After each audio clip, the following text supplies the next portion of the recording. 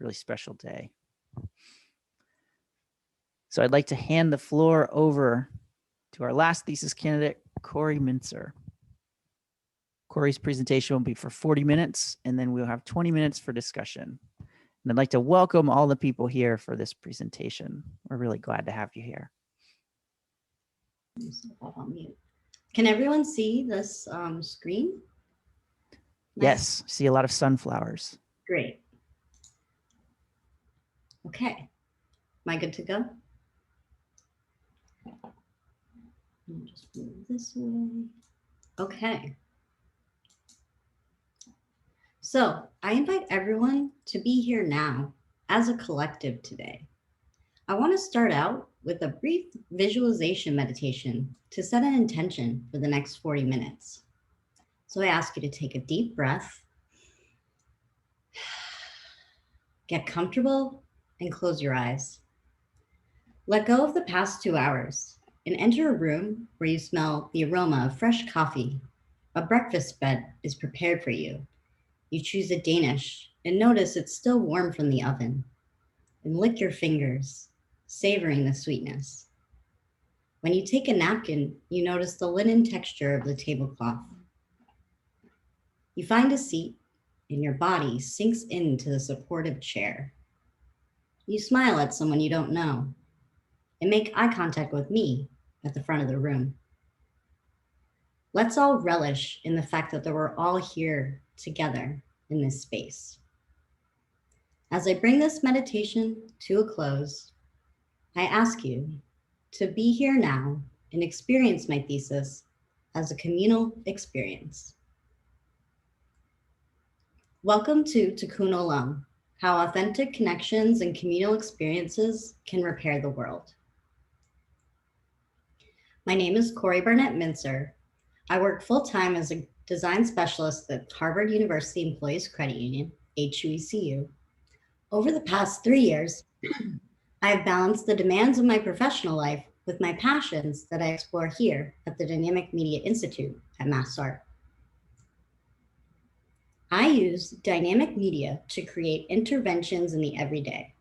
My work puts intentional restrictions on humans in the pursuit of creating meaningful experiences grounded in the present moment.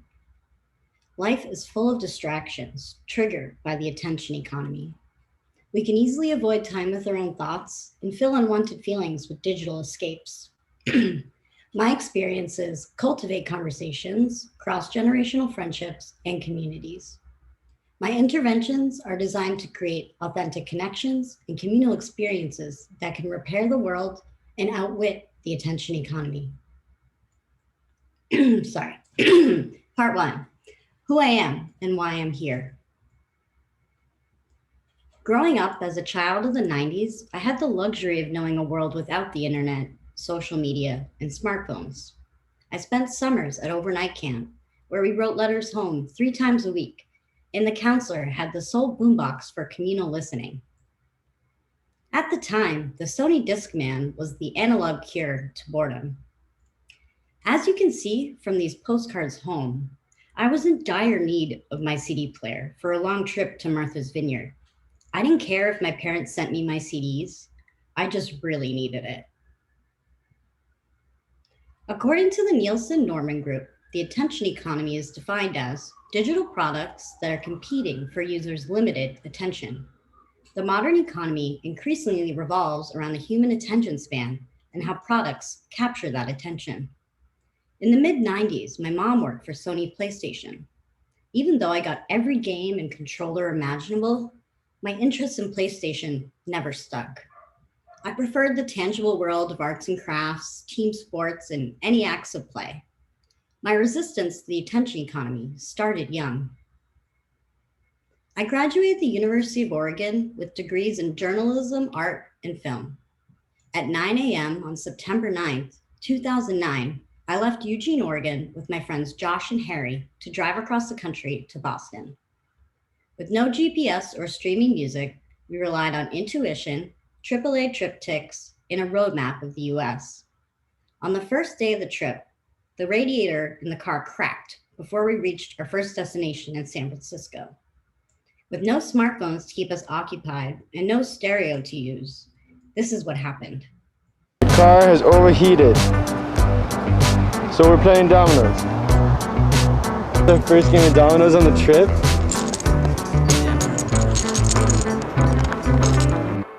Corey, why don't you want to play dominoes? I just don't feel like it right now. Why not? I don't know, I'm not in the mood. I knew it. I was like, oh, it's too much. It's going over. Oh, it's too red. It's because I'm smoking. I'm curious by nature, which is something I learned from Judaism. I ask a lot of questions. My Hebrew name means ray of light. There is a zest for life, or ruach, which means spirit, that I bring to my experience designs.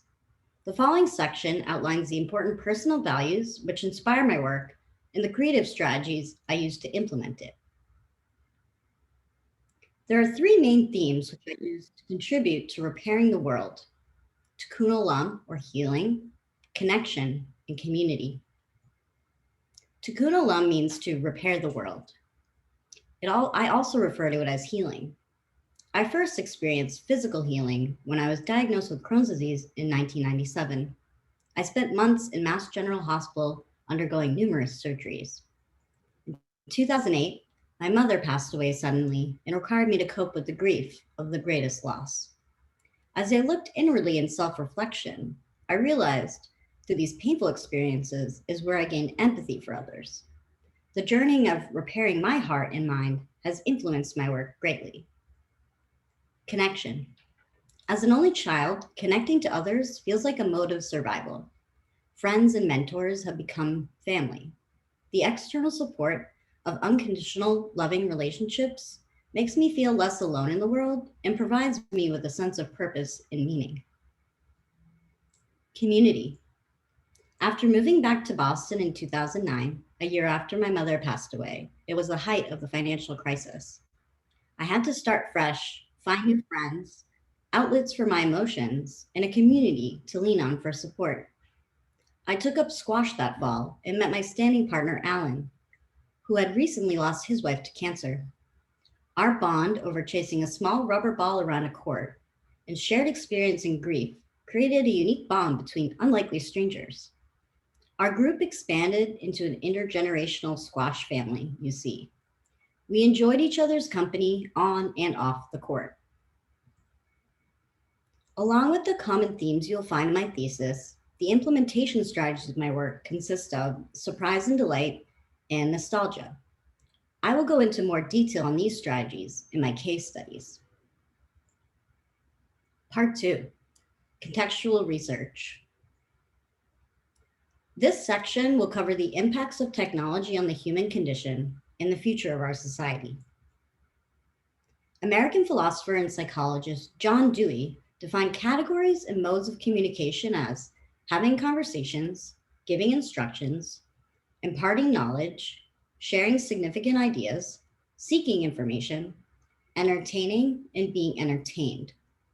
Virtually every technology introduced since 1919 has brought us less and less human connection.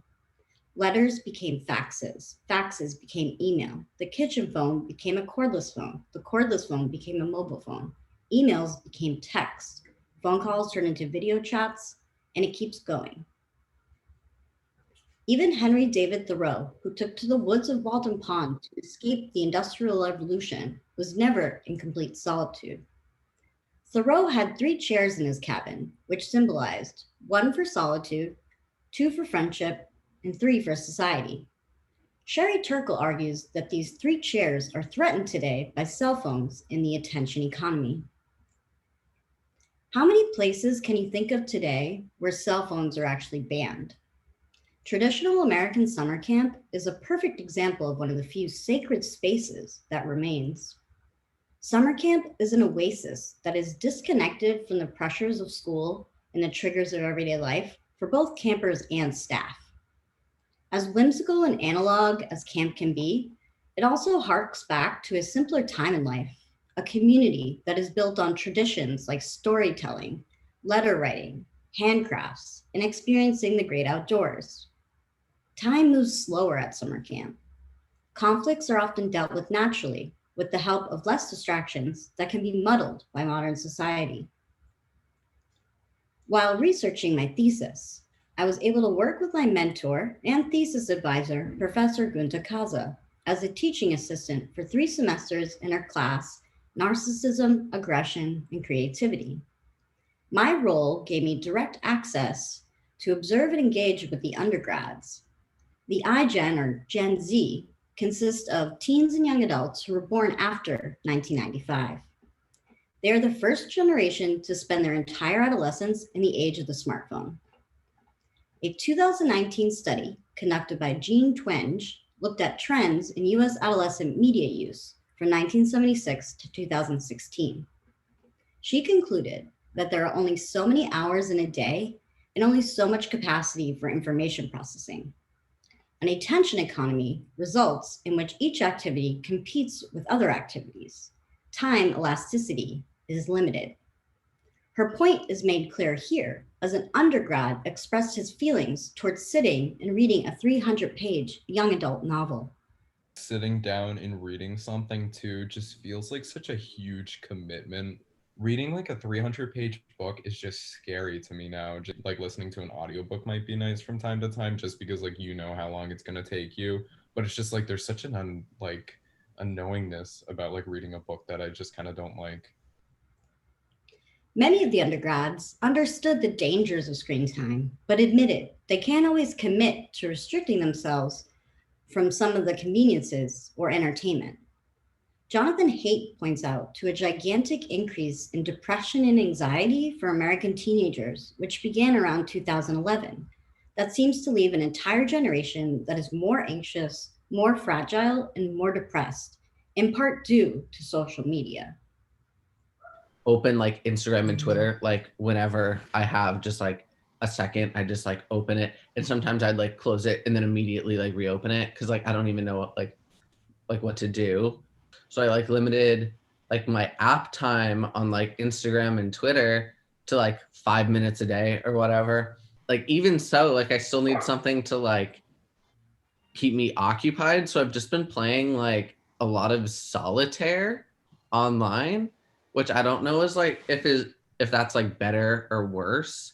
That I probably spend more time on my phone than I do sleeping, which is just like mind-blowing to me, and I don't realize it until I see the numbers in front of me. So I don't find that I'm sucked into my phone only for like social media. It's just more efficient, but then that efficiency and like the fact that you're taking it with you everywhere just inevitably like leads to you using social media all the time. In Cal Newport's book, Digital Minimalism, he refers to this Amish principle. The Amish prioritize the benefits generated by acting intentionally about technology over the benefits lost from the technologies they decide not to use. Their gamble is that intention trumps convenience. As the reality of quarantine set in, we all relied on technology to keep us connected, but the lack of real connection to others has impacted everyone's mental health. Undergrads face this dilemma head on in what is supposed to be their most social and formative years, which were dramatically changed due to COVID-19. They find it hard to balance. I always tell myself, oh, like I'm gonna stop using technology as much as I do, and I can do it for maybe a day or like 48 hours. On the other hand though, when you give up technology, you're also giving up like the people it connects you to. I think like right now in COVID situation, it would be a lot harder just because you physically can't be with everybody like face to face. Moving on to part 3, my case studies. My case studies that I'll be presenting today question how we communicate, build community, and the power of unexpected experiences. Do Not Disturb is an unexpected inter-office intervention. Analog Sunday is a social experiment designed to see what happens when we take the attention economy out of social spaces meant for community. And last, Can I Call You? It's a manufactured narrative to urge others to make an unexpected call to a loved one. Do Not Disturb. About 3 years ago, the credit union started to run out of space in our headquarters in Harvard Square. To accommodate the growing staff, a renovation was in order. Previously, our cubicles consisted of 3 6-foot walls and a sliding glass door, a large L-shaped desk, and abundant storage, and enough space that I could fit my bike inside my cubicle on rainy days. The new space was smaller, but it allowed for standing or sitting. Cubicles shrunk, personal space and privacy became an issue. The walls were lowered between neighbors, and the smaller cubes were hard to fit 2 people in if you wanted to work together. Extra conference rooms and lounges were added that could be reserved digitally for privacy or collaboration. A large cafe space was added on the 2nd floor that could hold internal gatherings and encourage employees to eat together rather than at their desks. Pre-renovation, when I need to focus, I would close my glass door and tape my Twin Peaks inspired sign up. After the renovation, all employees were given a red chip clip that said "Do not disturb" to attach to their cubicles. The chip clip was never respected and often overlooked. Despite the variety of breakout spaces available, my computer's performance hindered my productivity when using VPN. Having less flexibility in where I do my work, this intervention was intended to solve my focus issue in the new space. With the renovation also came the rollout of Slack. The new default inter-office communication tool promised productivity by reducing email exchanges, but also resulted in a decline of in-person and chance encounters. Early on, I was unabashedly against Slack. It made me distracted, impatient, and anxious. I felt more disconnected to my coworkers sitting 2 feet in front of me than engaged in the Slack chats. According to Cal Newport, we're also really bad about communicating clearly through purely written mediums. All kinds of nuances are lost, especially sarcasm, which can lead to frustrating misunderstandings and confused exchanges. In a 2017 article, Molly Fisher wrote in New York Magazine about how Slack changes the dynamics of the workplace. She says, Slack has made the work like the rest of the internet, a passive addiction. It takes group dynamics already present between coworkers and douses them in a digital accelerant. Experience familiar from other forms of social media, like the avalanche of the group consensus, the fear of missing out, the publicly performed friendships, are all of a sudden part of the workplace and the culture. This is a prototype for the design. It uses an Arduino NeoPixel coded with an animated light dance that's triggered by a motion sensor.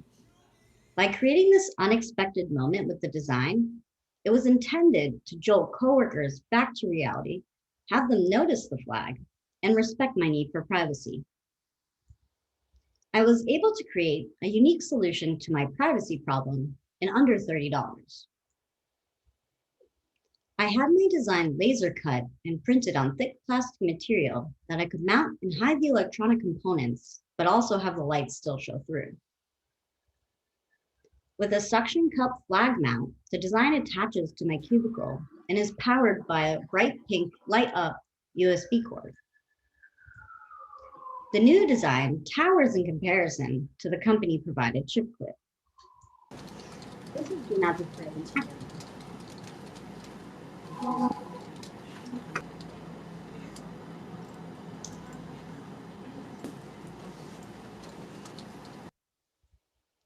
Do not disturb was intended to signify privacy, but it also started conversations. It was a magnet for chance encounters, and I found connections to others who worked with Arduino products that I didn't know about. Today, chance encounters are something we continue to miss out on from our daily lives.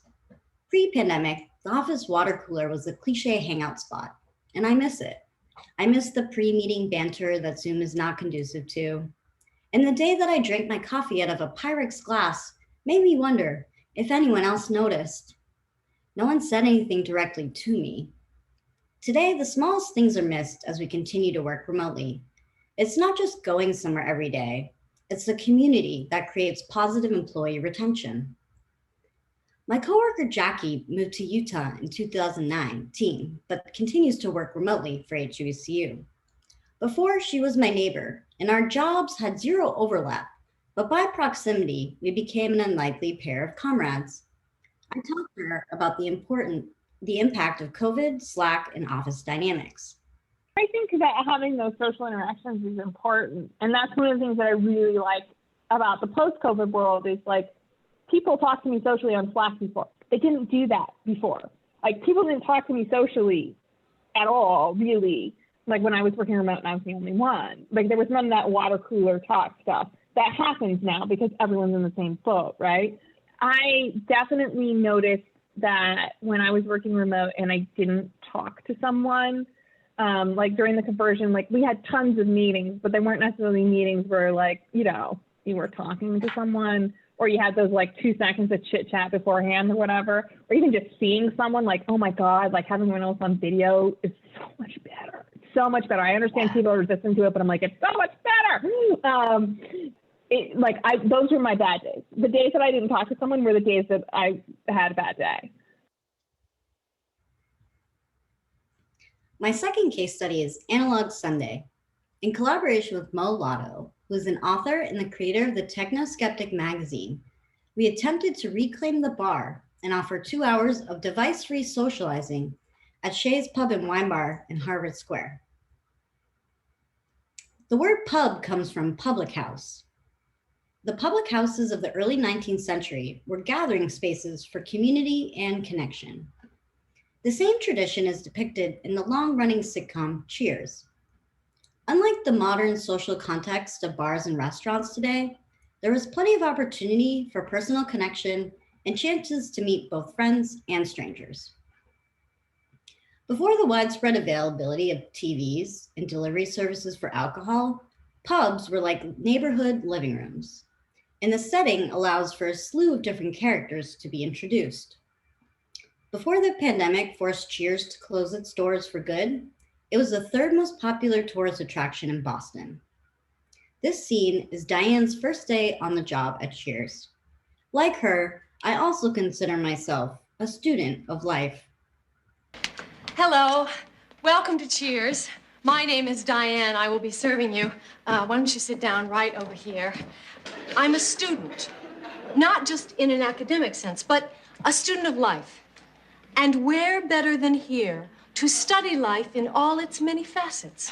People meet in bars, they part, they rejoice, they suffer. They come here to be with their own kind. What can I get you? Where is police? We have lost our luggage. This is Shay's in 2009. What stands out to you? For one thing, it's the newspapers. I chose Shay's for this experiment because it's small and cozy and one of the last remaining local establishments in the ever-changing Harvard Square. You can often find the owner, Roz, sharing a beverage with the regulars after her shifts on Friday afternoons. This type of community pub seemed like the perfect place for our experiment, and my relationship with Roz made it possible. I was inspired by the sacred space of summer camp and Jim Haynes' Sunday dinners. Jim opened his house to travelers and friends for community and connection. He believed that everyone in the world wants to meet everyone else in the world as long as they are tenderly introduced. And he dedicated his life to making such tender introductions. Tender introductions to strangers can be hard to do when devices seem to overrun public spaces that were once centered around socializing. Steve Tyler, the owner of the Gin Tub in Sussex, England, told NPR's Scott Simon that the pub industry is progressively becoming less social and more antisocial. He found the lack of conversation was bad for business. His solution was to turn the Gin Tub into a reception-free zone by creating a Faraday cage. Mo and I were not able to turn Shay's into a complete analog space, but we were able to eliminate the use of TV and cell phones. The first Analog Sunday took place on December 1st, 2019 from 3 to 5 p.m. It was the Sunday after Thanksgiving, and the city was bracing for its first big winter storm.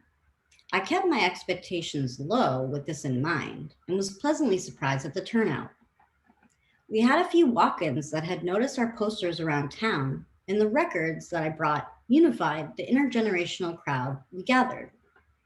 Not everyone in the pub stopped using their devices during the event, and the bartender on duty had hostile friends that were downright rude to Mo and I when we greeted them at the door and told them this was a device-free space. After the first event, I checked in with Roz. She told me the bartender claimed to have lost money as a result of our event. Out of curiosity, I asked her to compare the books from the Sunday before. It turned out he actually earned more money during our event. He just didn't appreciate it taking place during his shift. Our second event was held on January 26, 2020 from 3 to 5 p.m. The event brought out a larger number than our first in terms of participants, but with the news breaking of Kobe Bryant in the middle of our time slot, it was hard to compare if it was better than our first try. I talked to a middle-aged couple in the pub who were visiting from out of town and thought my no phone signs were clever. When they were in college, they said it was when bars were still bars, where they had payphones and a jukebox for music and no TVs. At first, they were intrigued by the event, but unfortunately, it wore off quickly, and I had to remind them this was still a phone-free event 20 minutes later. Our last event was held February 23rd, 2020 from 5 to 7 p.m. The time change seemed to work in our favor. We started gaining a following, and the Harvard Crimson even reached out to do a story on the event.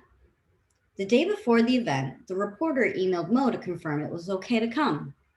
Mo takes the weekends off from email and missed the confirmation. I didn't see it because I was busy getting everything ready. We never heard from them again and never hosted an event either due to COVID-19. The last installment of Analog Sunday gave me hope for the future. It was our biggest turnout. I recall seeing multiple patrons reading books, playing with the cards we set out for stimulus, and talking to one another. Despite our early setbacks, Analog Sunday did accomplish what it set out to do: introduce like-minded strangers to socialize in a device-free space. I remain optimistic that Analog Sunday can work, and I think now more than ever, we can all appreciate some screen-free time. The event revealed the tension between the costs and the benefits of our digitally centered lives. When we rely on devices to keep us company in places like Shays, we lose the chance to exchange glances at strangers or to laugh at an overheard joke. Pubs foster sociability between strangers in what Keo Stark calls fleeting intimacy. It's a brief experience that has emotional resonance and meaning. Like the picture above, strangers gathered on the sidewalk of Cambridge in the midst of a pandemic to stop and celebrate together the official victory of Joe Biden's presidency. This would never have happened if Shays hadn't adapted to the pandemic and installed the outdoor TV on their patio to stay afloat during hard times. Analog Sunday is a nostalgic reference to what life was like before the attention economy, but also what life was like before COVID-19. You wanna be where you can see our troubles are all the same. You wanna be where everybody knows your name. On April 29, 2020, I received this email from Mo, which tickled me. Hey, Cori, how are you doing? I haven't talked to you since we hilariously thought we'd be having another event in late March. A lot has changed in a short time. Alas, hope you're healthy and keeping sane. Mo. Can I call you? My last case study I'll be sharing today is called Can I Call You? An experience derived from found audio that I manufactured into a new narrative in the hopes of inspiring users to make an unexpected call to a loved one. Can I Call You is inspired by the work of American composer John Cage. who describe music as purposeless play. With no background in music or the ability to carry a tune, I began experimenting in unknown territory. I was not writing the next top 40 single. I was stepping outside my comfort zone. I freed myself of any ties to literal interpretations of what music should be.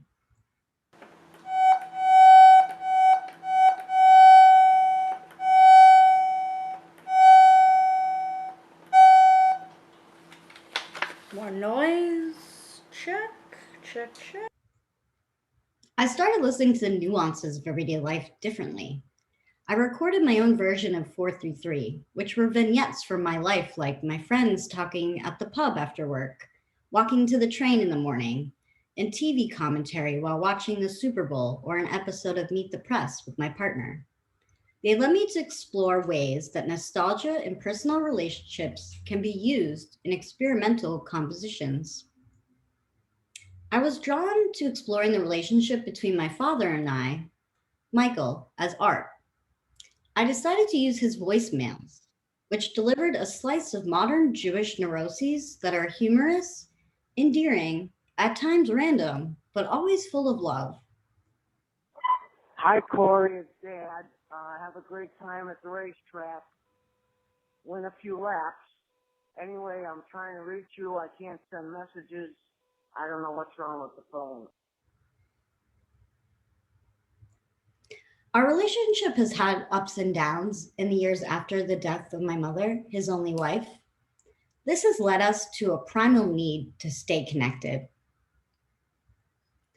Christine Baccio describes personal nostalgia as longing for or feeling good about aspects of your life that you've already lived through and have stored in your memory. The response to a familiar voice, especially during times of turmoil, can activate emotions, unlike the flatness of a text or an email. Nostalgia can be a potent psychological force that can improve self-esteem and make us feel connected to the people we care about most. Can I Call You is a love letter to the landline. Growing up, my mom would spend hours on the phone, and I was responsible for recording our family's answering machine messages. I was shy. Many kids born after 1995 have no idea how intimidating it was to call the home phone of a middle school crush. I learned to overcome this with practice, which also helped to develop skills like that teach you how to converse with different types of people, such as authority figures, coworkers, peers, and strangers. The iGen don't seem to have the type of nostalgia for legacy media and telephone communication because they never experienced it. Many prefer avoiding casual conversations altogether and choose emojis instead of expressing honest feelings. An undergrad told me that some of her friends prefer to suffer rather than speak up, that they are too anxious to even interact with a cafeteria worker when they're hungry on campus. It can be intimidating for some to connect with others without digital disguises. When we choose to make a phone call over a text message, we connect more authentically. This is an early iteration where I started using video as well as audio in the experience design. It was a great day today, Corey. It was a great day today, Corey. Hi, Corey. It's Dad. Have a great time at the racetrack. The intimacy of the narrative showed people a different side to me. If a stranger listens to your feelings, they're more likely to open up. Vulnerability and disclosure create and deepen our bonds to one another. This also led to a deeper understanding and connection between myself and my participants. The hero of this story is my dad, and the call to action is to reclaim the phone for conversation and connection. This video shows the unique reactions I discovered when I shared my story with others. Hopefully I'm not bothering you. Love you both. I'm not bothering you. Hopefully I'm not bothering you. Love you both. I'm not bothering you. Hopefully I'm not bothering you. Makes me think of my dad. Hey there. Hi, Dad. You're thinking of us, son. I wanted to say I love you. Oh, well, I love you too. Hopefully I'm not bothering you. Love you both. It was a great day today, Corey. It was a great day. Love you both. Hey, Corey. Hey, Corey. Hey, Corey. I guess I just find it playful. It was a great day today, Corey. That apple pie was awesome. Hey, Corey. Hopefully I'm not bothering you. It was sad. It seemed to have this theme of almost like guilt. I guess the story I was kind of perceiving was that someone outside of, you know, the life that you're witnessing, who's, you know, feeling somewhat left out. There's definitely relationships that I have that are not, that I could do better at maintaining. Hello? Hey, Hi, how are you? good. I'm at work. I just hadn't talked to you in a while, so I was thinking about you. Thought I'd give you a call. Corey, hey, Corey. Hey, Corey. Hey, Corey. It was a great day together. It was a great day. Hey, Corey. Hey, Corey. Refreshing, I don't know. Good though, in the sun breeze. Hello? Hi, my sister. I'm calling to tell you that I love you today. I love you every day. Hi, Corey. Hi, Corey. I guess it makes me feel like I gotta make that call. I'll probably call my brother because I don't see him very often. Vacation. Hello? Hello? Well, I just watched a video that was supposed to evoke feelings of wanting to make a call to somebody I love, so I'm calling and I love you. I love you too. I'm not bothering. Hey, Corey. Hopefully I'm not bothering you. Hopefully I'm not bothering you. Hopefully I'm not bothering I like it. Made me smile. The whole like vacation, road trip, the getaway, the peaceful thing, yeah, it definitely would inspire me to call someone. I'm just calling to say I love you. I love you too. It's so out of the blue. I'm a dad. I know what making that call is like, and I know your hesitancy to call back, what that would be like as well. Sadness, hope for reconciliation, maybe a little bit of loneliness, certainly missing you. Like spontaneously, I'll just be thinking about mostly my daughter in Philly. I don't get to see very often. I'll call you later, and then later will be like 2 or 3 days, but she'll do it. Here's my parallel. By about Saturday, 3 o'clock in the morning, at 3 o'clock in the afternoon, I'd start thinking, oh shit, I gotta call my mother tomorrow. And the conversation was always the same. How you doing? Good. How's the food? Okay. Click.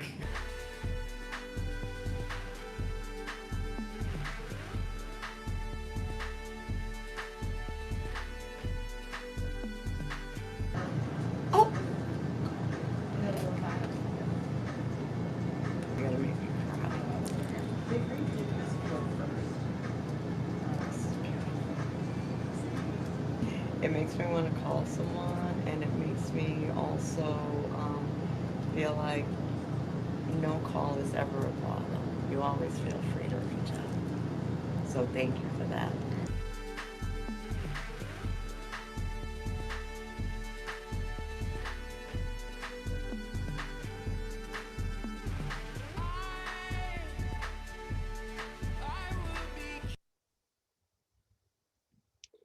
Can I Call You uses the power of disclosure logic and shared vulnerability to prompt calling a loved one as an unexpected act of kindness or a mitzvah, a good deed, which is a powerful way to contribute to the philosophy of Tikkun Olam.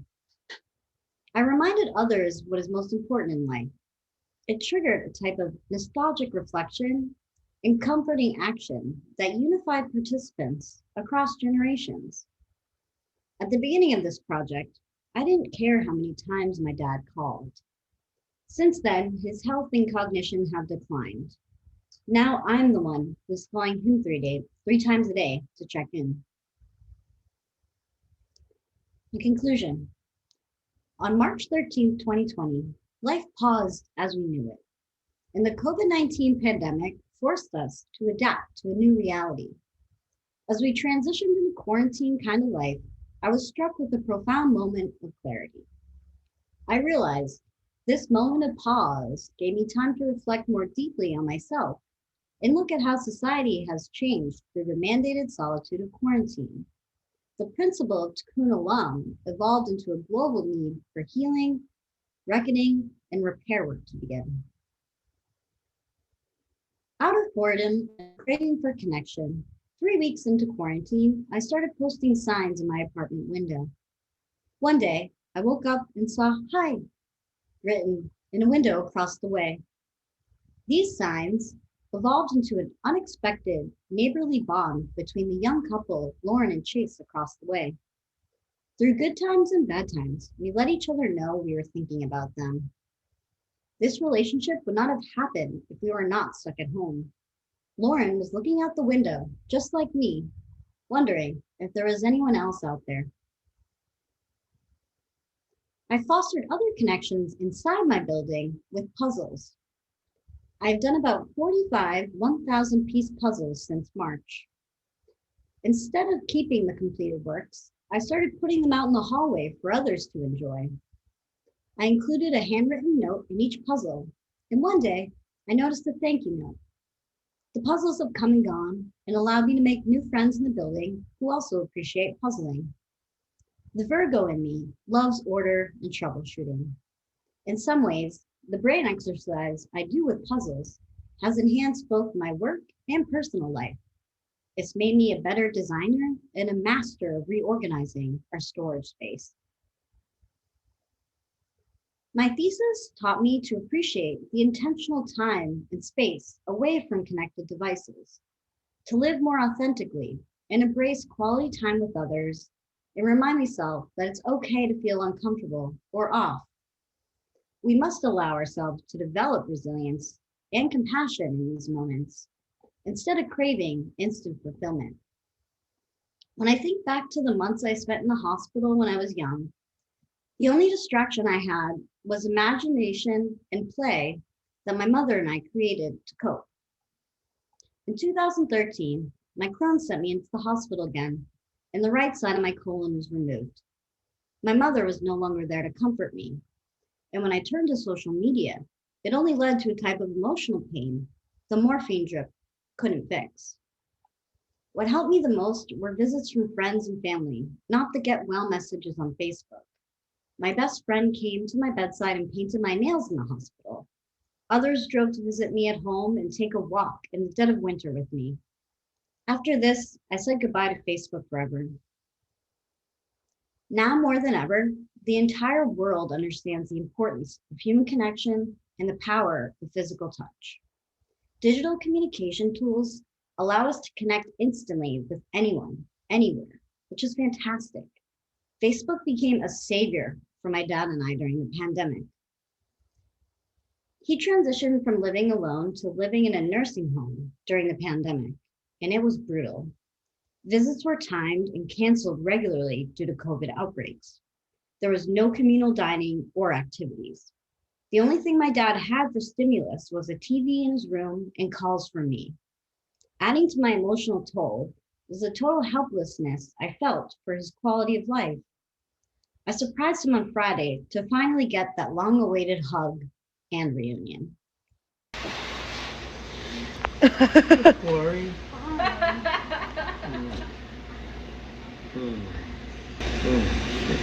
You just got done eating.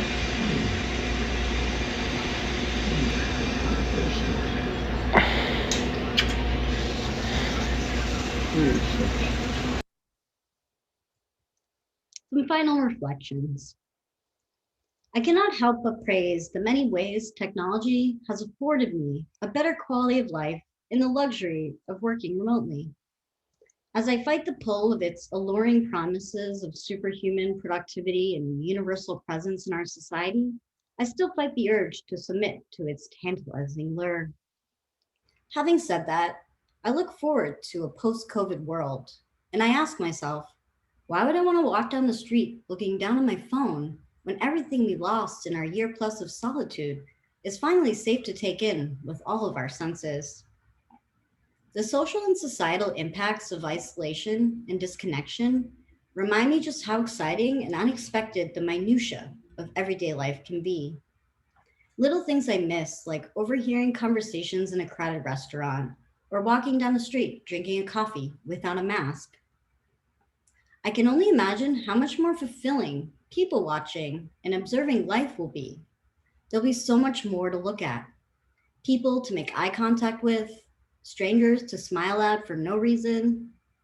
I cannot wait for the day that I'm finally granted the freedom to smile at a passing stranger or acknowledge someone's fashion sense without social distancing or a mask.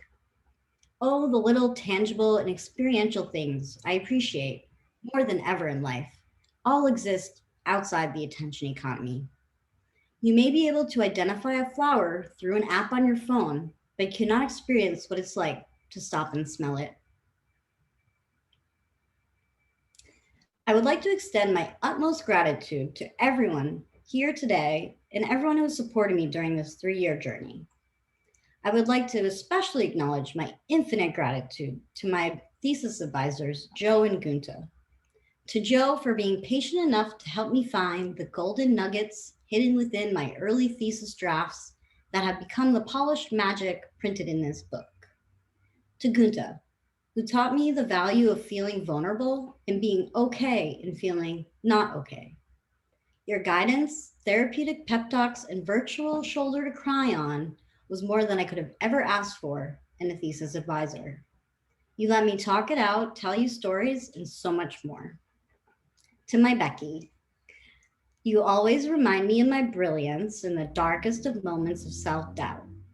Thank you for cooking dinner and bringing me grapes to eat and forcing me to eat right and take care of myself in the throes of my thesis work. I would not have been able to do it without you. And finally, to Mom and Dad, I would not know who I truly am if it were not for your unconditional love and support. Thank you for allowing me to leave the nest and go 3,000 miles across the country for college. If you had not let me fly, I would have never learned to do my own laundry, become the independent woman I am today, and the badass I intend to be. You taught me how to work smarter, not harder, trust my gut, and embody the ideals of Tikkun Olam. I have one last experiment to offer everyone. Since we can't celebrate the normal way, I'm inviting everyone over to my house this afternoon to enjoy the roof deck together. This is my address, my phone number, and depending on how extended the reviews go, I was thinking between 5 and 7 would be a time for you all to come over if you'd like. And there's street parking, and it can be accessed by the red line between Andrew and Broadway. And let me know if you have any other questions. I'll put it in the chat as well. So thank you. Come on over, come on over, come on over, we're having a party for you. Come on over, come on over, come on over, we're having a party for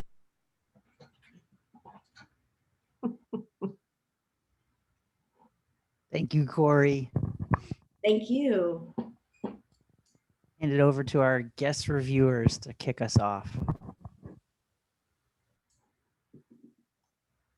Cori, thank you so much for your presentation. Also, your book, which was so rich with references and really helped me understand where you're coming from, where you're going. For someone who's experienced so much loss, you know, you already kind of are ahead of the game in terms of a lot of folks who are sort of caught up in the attention economy and the immediate feedback and the variable, what did Ching say, the intermittent variable, you know, slot game experience. So you already know what is meaningful, and you were able to bring that out in a way I think that's really beautiful. I had a couple of questions. So one is it nostalgia that you are getting after, or is it just real experiences with people? So you talk about camp and road trips and the bar and the water cooler. You know, is it the nostalgia that you have of those analog experiences, or is it analog experiences? I think it's both, and there's definitely a heavy use of like nostalgia to popular culture. That's always kind of like been part of my work and something I enjoy. So Yeah. it's a little bit of both. Yeah. Did you ever read On the Road by Jack Kerouac? Totally. Yeah. I thought that was something that would probably have been a cool reading after your road trip yourself. So love the Analog Sundays. I thought it was curious. I mean, it was kind of like idealistic, but curious that you didn't choose to advertise through social media. Well, neither Mo or I really use it. I mean, I have an Instagram, but that's the only platform I have now. And I guess it was just our choice to try to like keep it more analog. I did post on like Eventbrite and the Boston Calendar, which Mo actually had me do because he like refuses to give his information out. So I had to do that. And I think, of course, we could have got more people if we were able to maybe use Facebook, but I would have had to like have someone do that for me. Yeah, I mean, your interventions seem successful. You're going to catch more fish with a worm if you give them the worm to pull them in, right? The people who are actually walking and taking, who don't have their heads in the phone, are the ones that saw the posters. Yeah. I think I even saw one. I'm not sure, but I would have totally wanted to go there.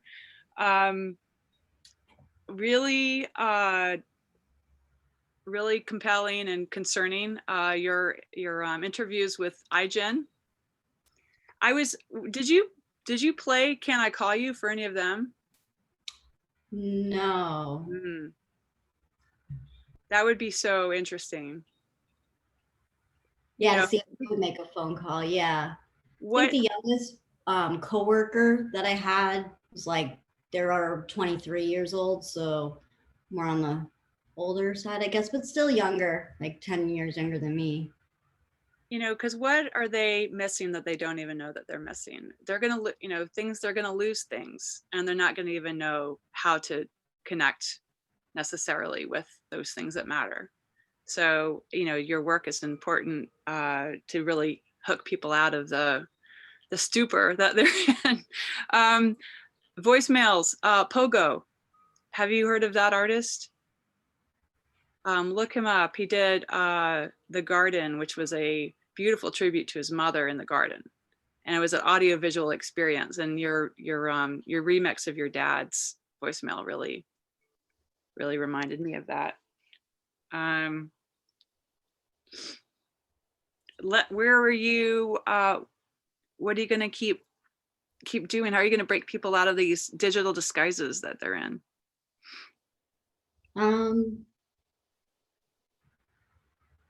don't know. I kind of want to just like take a break right now, but I'm looking forward to going back to the office maybe a couple times a week. Yeah, I'm inviting everyone over today, so that's one way. It's a good way.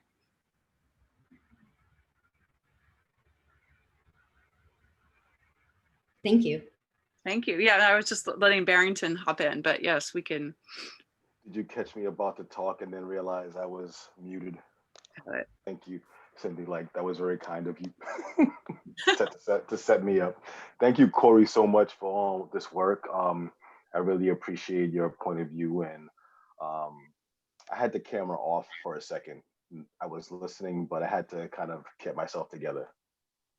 I had to get myself that very close to that that piece that you shared from your life. So thank you for sharing that.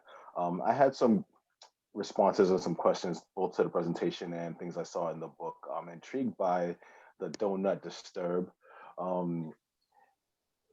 sign and intervention, which I automatically I love puns, and that was hilarious and intriguing. It struck me as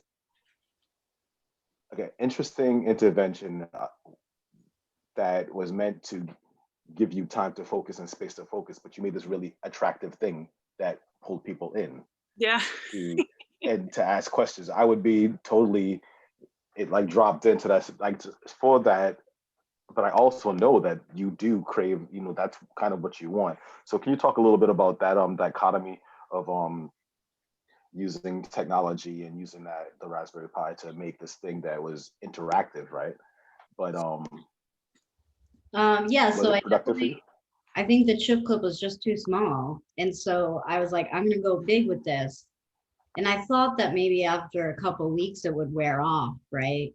That people would be like, oh, they know by now. But then it became sort of this like marker for the marketing department where like if someone came into the office to see me or someone on my team, they'd be like, you see that pink sign? Like, that's where you have to go.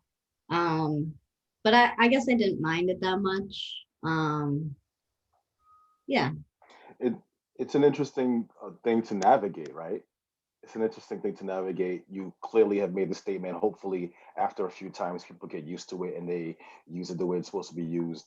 But I really appreciated that as the effort in building that says, "Hey, I really want you to Yeah. think Well, about thank how you we to use Fred. time." Fred Yeah. helped a lot with that. Man.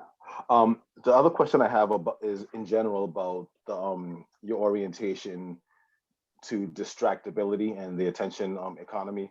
As a teacher, I think of and I thought about it for 20 plus years, right? That's wow. I would tell students I wasn't trained for this. I wasn't trained to teach in this era of cell phones. Like when you have all this, like you have this thing in your hand that's so much more charismatic than I am. How do I compete with it? So after much study, I came to question, wait, well, is it this object that's distracting them, or are they distracted inert, like just innately? Because many of my colleagues would have the same question with my visual art students who were in their sketchbooks, or a student with a manipulable. Like, and so I'm wondering for you, um, and I thank Cindy for having that question. It like because it made me think about, is the issue really the information age and electronic media, electronic tools, or is it something larger in the zeitgeist that is about distractibility? Connecting to the abstract, oh, not abstract Sundays, that's Christoph Niemann. The analog Sunday, right? Would if I was in the bar, if I went to Shay's with my sketchbook and I was just drawing and doing contour drawings and having a good time with my Guinness, would that be offensive? Because I No, I wasn't think that'd be socializing? okay. We had like pens and paper out for people. It was just anything but a screen. And I think these apps and, short, quick hits of dopamine from like YouTube to TikTok have only just shrunk developmental brains to having these short, quick attention spans that, like one student said, the reading of a young adult book was like, seemed like such a mountain to overcome, when I actually the whole time told people to listen to it on Audible because it was a much better experience even to read this book. And it was a little awkward to read. And so I was pushing them to use certain tools in their favor instead of having to read, because I'm dyslexic and I had trouble reading growing up. And I didn't have those tools that they have now. Like, there's such a catch-22, I guess, to some degree, of like the things that I could have used so much in my youth that are now available, but also those tools have Wi-Fi. And if you're not staying focused or intentionally turning those off from connection, then you have that carrot enticing you to escape when you're maybe bored. Or you don't even know what to do. Like one of the kids was like, I got on and then I went right back on because I didn't know what to do. I'm like, you didn't know what to do? What do you mean you don't know what to do? You don't know what to do with quiet time or being bored, or there's just so much more stimulus in our lives. Yeah. Well, that all the more for those interventions. Yeah. Historically, I've done a lot of thinking and a lot of plotting different grade levels over the course of years to see what what's happening in society and in schools and in homes and communities that contributed to this this reliance on technology and tools. I think there's a lot more there to expand on and think about, and maybe kind of flipping the paradigm so that the tool is only something that's used to help people go outside and do things and find things in nature. And I don't know, I'm excited to see what you do and how you continue this work. And thank you again for reminding us to call folks and say that we love them. Oh yeah, totally. That was just so compelling. Painful to think about those that you might lose or have already. And it is a burden, like the when you're a young person, you don't necessarily, you want it to be faced forward to where you're going, and calling grandmom or one of your parents or both of your parents or whatever, it's like, oh, I got to slow down, I got to like turn towards the what I consider maybe is like not the past, but it's just like not who I want to be going forward, or that's not everything I want to be. And the value of doing that, I think, is we all know subconsciously probably, but if you're sort of habituated to hiding behind emojis and text and not doing those awkward conversations when you, as you so well pointed out, like calling somebody up in middle school or high school, like that's terrifying. That's one of the hardest things you can ever do. So if you're not doing that, how much are you subject to inertia going forward, doing the harder things? So please do the abstract Sundays after you take your break, and if you're still at Harvard, please do them. I think I'm gonna start with device-free Shabbats actually, because my temple is starting to have people over to each other's houses now for Shabbat, for Friday night dinner, and so that's what I'm hoping to do with like maybe some of the younger people and mix it up with like a little bit of both generations to come over to my house and have dinner with no phones. And hi, Jill. Thanks for coming.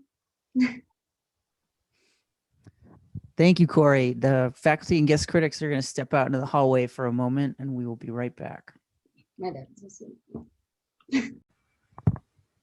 Hello, Corey. Can you hear me? Welcome back, everyone. Corey, it is our pleasure to congratulate you on completing all of the requirements to complete the Master's of Design from the Dynamic Media Institute. Thank you so much, and thank you to all of your wonderful family and friends for being here today for this moment. Oh, hi, everybody. Come say hi. Hi, Becca.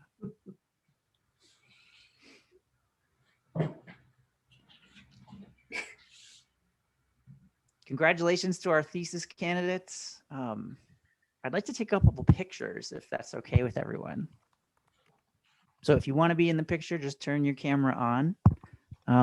They're basically screenshots, so you'll hear probably some sound effects. I'll take a couple.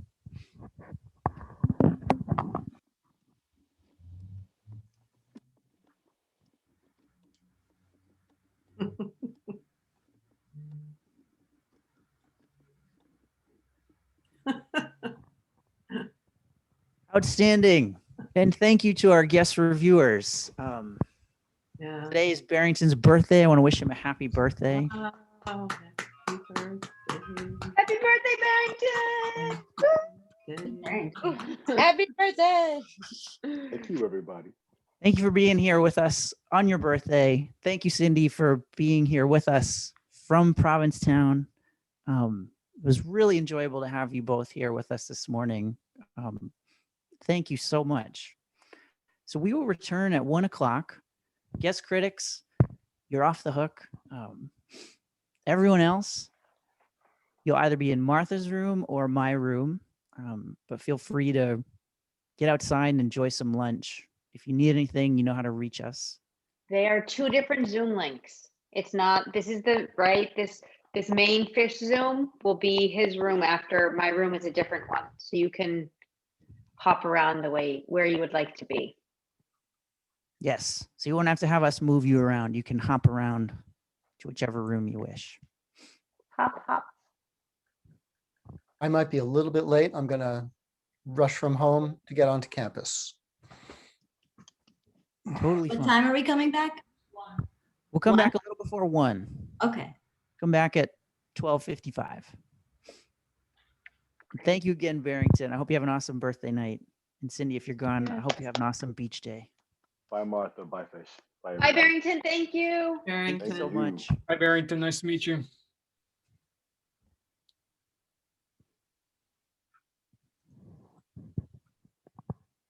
I have a hungry tummy.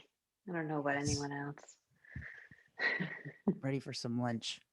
Yeah. Thank you, Michael. It was great to see you here. Yeah. Time for some lunch. Bye, everyone. Bravo. Thank you, Fish. Great emceeing. Thanks so much. I need a microphone. It made it so official. Jeff and I had these during our sophomore studio, and the students said, "You guys are a podcast." Cool. All right. Bye. Enjoy lunch.